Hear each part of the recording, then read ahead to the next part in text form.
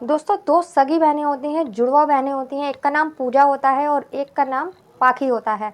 दोनों स्वभाव से भी एक जैसी थी, पढ़ती भी एक साथ थी और दोनों को म्यूज़िक का बहुत शौक था, जो कि पियानो सीखती थी। उन्हें पियानो का बहुत ज़्यादा शौक था।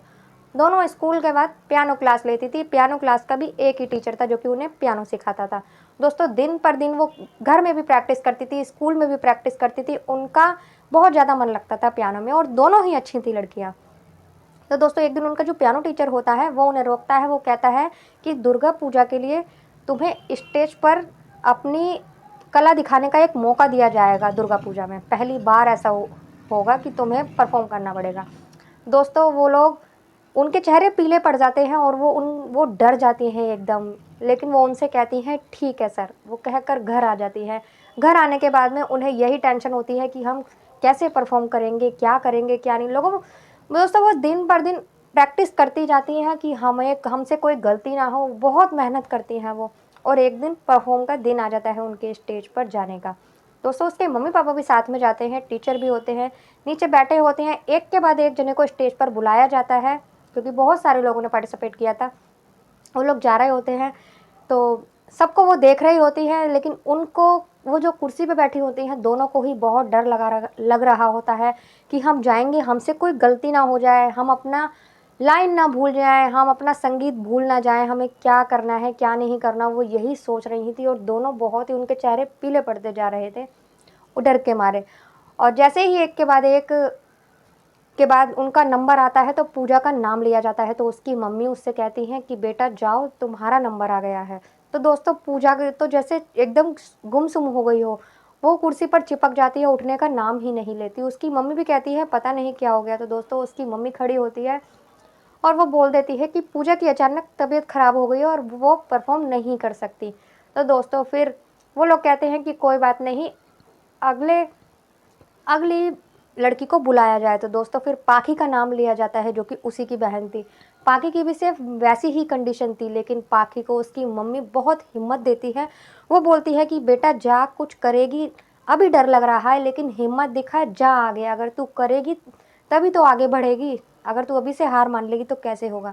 दोस्तों, पाखी हिम्मत करती है और जाकर स्टेज पर परफॉर्म करती है। दोस्तों, उसे डर भी लगता है, लेकिन फिर भी वो परफॉर्म करती है। करने के बाद दोस्तों, जोरदार तालियां बजती हैं उसके लिए और वो आ जाती है। लेकिन पूजा का हाल वही रहता है दोस्तों, घर पर आ जाती हैं, वो आगे बढ़ती हैं और प्रैक्टिस करते हैं दोनों। कुछ महीने ऐसे ही निकल जाते हैं। फिर से उनके सर का वो आता है कि अपने ही शहर में एक ऐसी ही वो है जहाँ पियानो का वो है और तुम दोनों को ही बुलाया गया है। मैंने तुम लोगों का नाम लिखवा दिया है, तुम दोनों को जाना पड़ेगा। दोस्तों, फिर पहले की तरह ही दोनों नर्वस हो चुकी थी, लेकिन इस बार पाखी इतनी ज़्यादा नर्वस नहीं हुई थी, क्योंकि वो स्टेज पर जा चुकी थी और पूजा का पहले से भी ज़्यादा बुरा हाल था।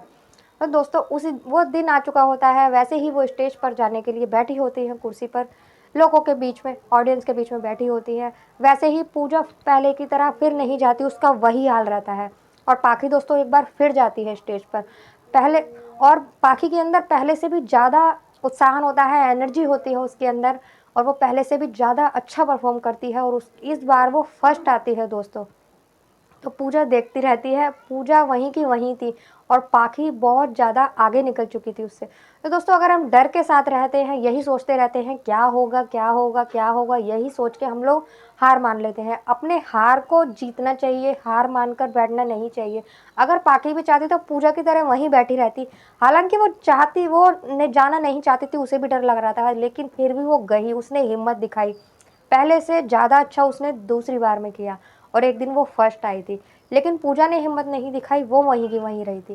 तो दोस्तों, कोई हर परिस्थितियों में आगे बढ़ना चाहिए, डर के हारना नहीं चाहिए, बल्कि हार का सामना करना चाहिए।